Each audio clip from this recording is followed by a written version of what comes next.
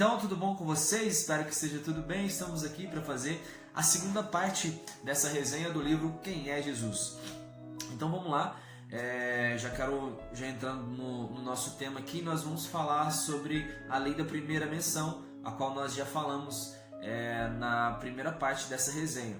Então a lei da primeira menção nada mais é do que quando você se depara com uma palavra na Bíblia e se você quiser conhecer de forma mais apurada o que significa essa palavra, você vai no texto bíblico e aí você vai ver a primeira vez que essa palavra foi mencionada.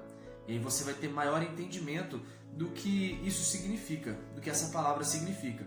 E a palavra que nós vamos aqui estudar é o verbo conhecer.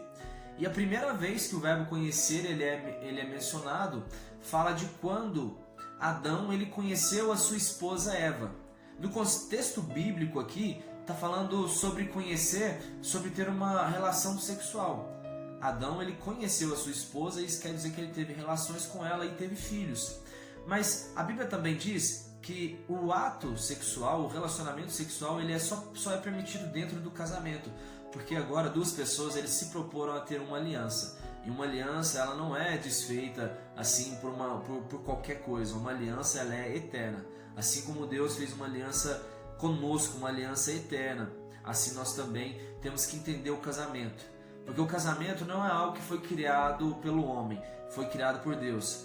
Uma das coisas que sobrou do Jardim do Éden foi o casamento. Então nós temos que aprender com o céu como é o casamento.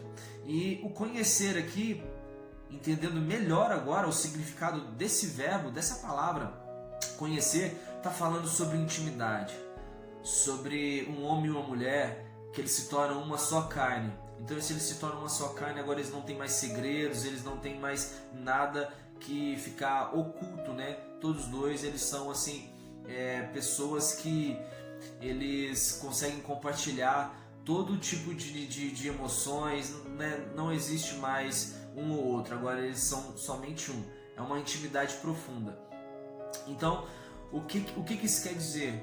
Porque o nosso chamado é para poder conhecer Jesus, para a gente poder ter mais intimidade com Ele. Quem é Jesus? É essa a pergunta do livro. E para nós conhecer Ele, a gente precisa caminhar em intimidade com Ele.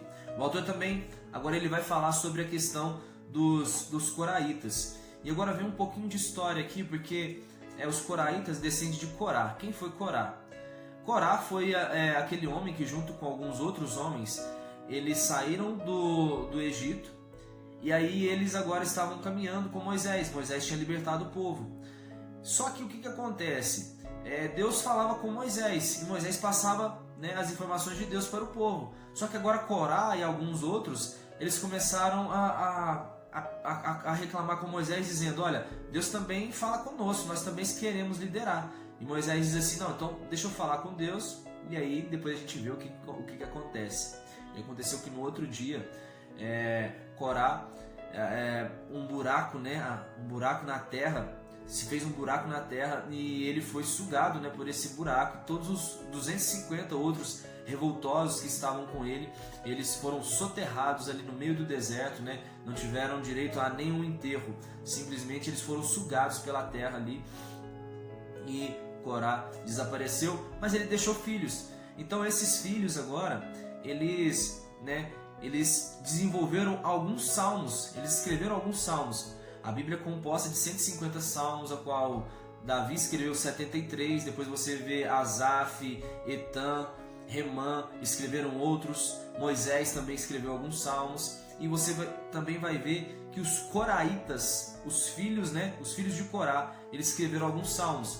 E salmos esses que nós cantamos canções sobre ele, talvez você não esteja sabendo que esses salmos são dos filhos de Corá.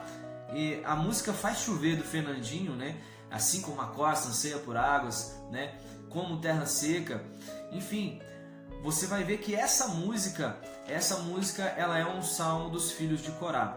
Outra música da Zoe, que ela vai falar, Aquieta minha alma, Então essa música também é baseada num salmo que são dos coraitas. Uma outra frase que a gente também usa também, que Deus é o nosso refúgio. e fortaleza, auxílio sempre presente na hora da nossa angústia. Esse também são palavras dos filhos de Corá. Outro verso dele também que vai falar é que um dia na tua casa vale mais do que 1000 em qualquer outro lugar. E agora entenda bem isso, porque os filhos de Corá, eles agora não tinham mais acesso ao templo, ao Santo dos Santos. Eles eram levitas, então eles tinham o direito de estar servindo ali no templo, de entrar na presença de Deus. Só que agora, depois que Corá eles se revoltaram, a punição foi que eles agora só podiam ficar no átrio. Entenda como isso era importante para eles, porque antes a presença de Deus ela estava dentro do templo, então precisava de ter um sacerdote ali para poder estar indo comunicar com Deus. O homem não comunicava diretamente, é diferente de hoje. Hoje a gente pode falar com Deus, pedir perdão para Ele, mas antes não era assim. Então os coraitas, mesmo tendo os seus pais que tiveram um mau exemplo e tiveram decepções dentro da congregação, eles ainda entenderam que não tinha nada mais importante do que estar na presença de Deus. Então o que a gente entende é isso, é que o autor quer dizer é que nada pode tirar a gente da presença de Deus, e que os coraitas eles são um exemplo para nós. Independente se os nossos pais se frustraram, erraram, se os nossos amigos se frustraram, isso não é uma autorização e não é uma desculpa para que a gente possa sair da presença do Senhor. Eles se entregaram sem reservas, entendendo que não havia outro lugar a não ser na presença de Deus para eles. E o que acontece? Outra coisa que ele vai dizer é que o homem ele abandonou o relacionamento em troca do método, da religião. Porque, voltando lá aqui para Moisés, quando Moisés subia no monte para poder falar com Deus, ficavam algumas pessoas ao pé do monte, e ficaram ali alguns anciãos que eles não subiram, eles não falavam com Deus. E esses anciãos, eles depois eles vão desenvolver a religião judaica. Então o que acontece? Eles não estavam tendo intimidade com Deus, mas eles substituíram essa intimidade pela religião. Você vê que os judeus, que são muito zelosos, eles não acreditam em Jesus. Eles não acreditam no texto bíblico. Eles não acreditam nem mesmo na Torre de Babel, que aquilo foi verdade, que o dilúvio foi verdade. Os judeus eles têm o Talmud e a Cabalá, que são assim 2 livros essenciais da cultura judaica. Então esses 2 livros eles são superiores à Torá, porque esse Talmud são ensinos desses rabinos, desses anciões que estavam ao pé do monte. São ensinos dos próprios rabinos. Então assim, eles não aceitaram nem os ensinamentos de Moisés, muita coisa. Você vai ver Estevão depois dizendo, quando ele está diante do Sinédrio, dizendo ali para aqueles anciãos que estavam julgando ele: olha, vocês recusaram Moisés, agora vocês ficam aí dizendo que vocês respeitam Moisés, seguem as leis dele, você nem obedeceu a eles. Então assim, é muita hipocrisia. As pessoas substituem esse relacionamento com Deus através de métodos, através de religiosidade. Então os judeus são uma prova disso. E o que é pior, eles nem acreditam em Jesus. O que é pior, eles não acreditam em Jesus. Jesus veio como Salvador para nós todos e eles não aceitaram. Então eles preferiram ficar com a religião.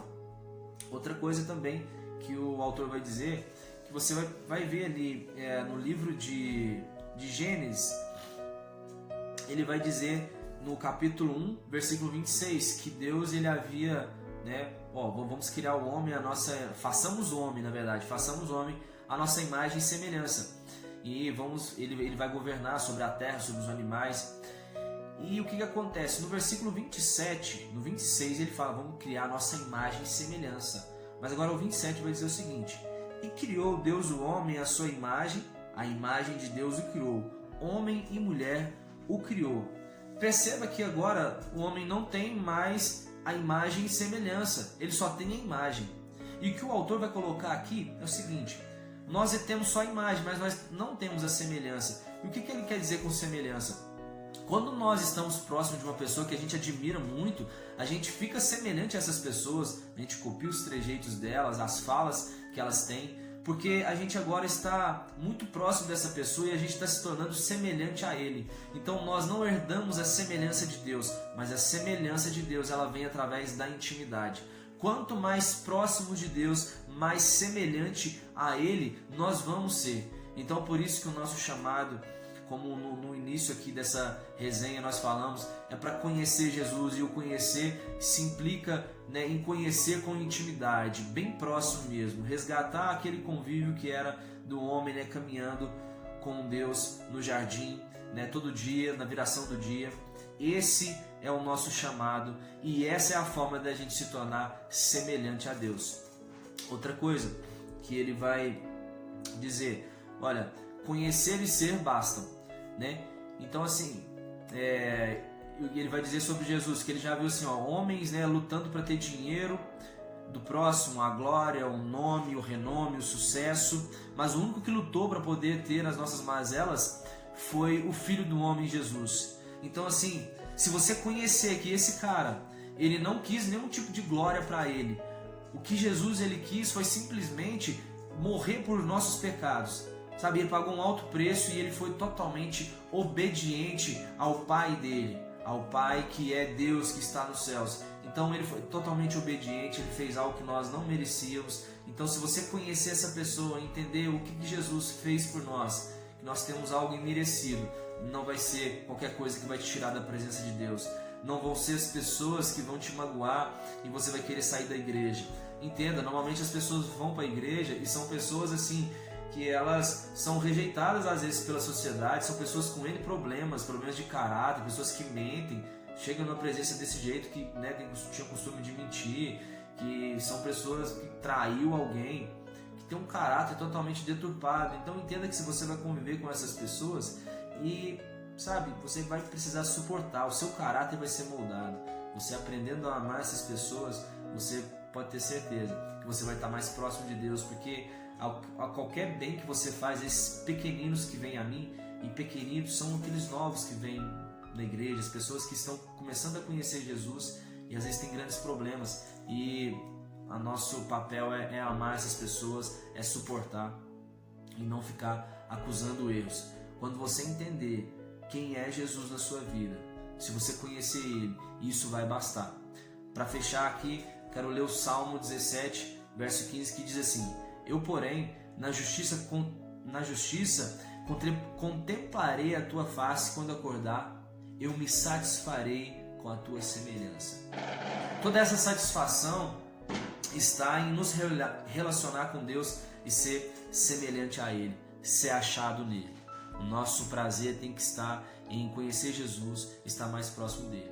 E é isso que eu queria deixar para vocês.